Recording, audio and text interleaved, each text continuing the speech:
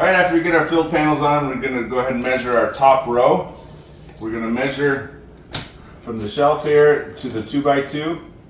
Make sure we minus a 1/4 inch to ensure a good fit. So once I get all my measurements, we're gonna go ahead and mark our panels. And we have to have a 2-inch fold up. So we're gonna mark our bend line and our cut line like we've been doing. Then we're gonna go ahead and bend this first on the back of the bender.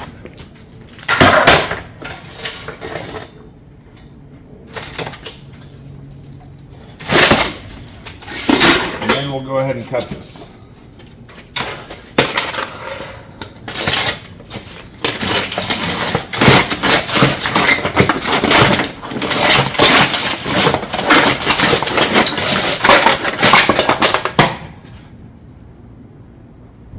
Once we get all our top rows cut, we'll go ahead and bring them up.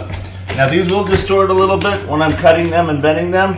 So what we're going to want to do, put a screw in one side. Then you might have to manipulate that panel to fit. Put one on this side.